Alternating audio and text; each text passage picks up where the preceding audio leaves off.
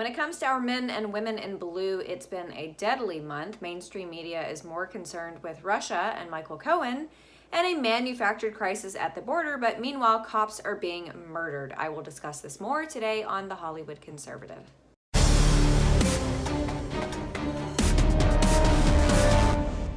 Last Wednesday was National Law Enforcement Appreciation Day. The gravity of that day, for those of us who support law enforcement and therefore we observe the day, was bittersweet because, as many of you I'm sure have heard, the last 3 weeks have been quite lethal for law enforcement all across the country. The day after Christmas, Corporal Ronald Singh was gunned down by an illegal immigrant, Gustavo Perez Arriaga. Corporal Singh was an officer here in California, and he left behind a wife and a 5-month-old baby.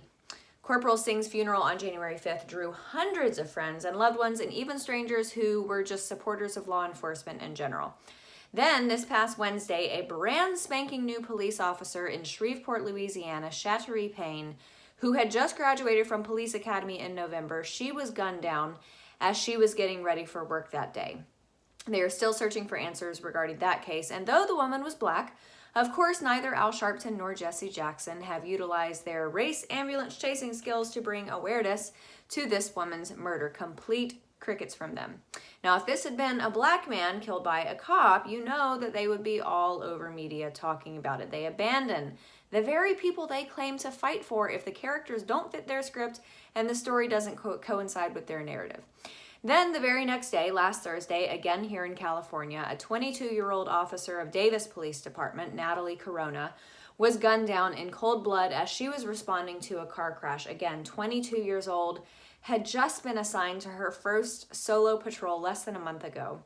And for animal lovers out there, we also lost a canine member of the law enforcement community. A sweet pup named Jake, who was a drug-sniffing dog, died of a drug overdose in Florida. The dog was inspecting and screening passengers as they boarded an EDM party cruise ship. EDM stands for electronic dance music. And those types of festivals are known for being rife with drugs like Molly or MDMA and ecstasy. Jake apparently ingested a lethal amount of ecstasy and began having seizures.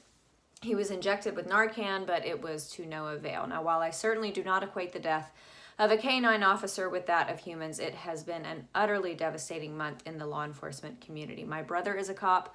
I have great friends who are cops, so please, please, please show your appreciation every day to the people who protect us. Don't wait for a national holiday to come across your calendar.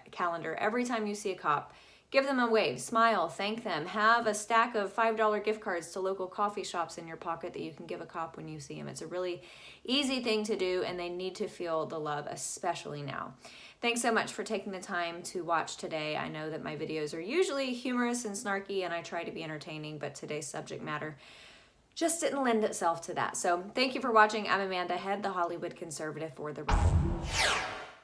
If you enjoyed my commentary and want to hear more from all of us here at The Rebel, subscribe to our premium content at www.therebel.media/shows. Make sure you're following us on Facebook and Twitter for all of our latest news, and download our app for The Rebel Media on the App Store. That way you'll have instant and very easy access to all of our latest videos and your favorite Rebel shows. Thanks so much for watching. I'm Amanda Head for The Rebel.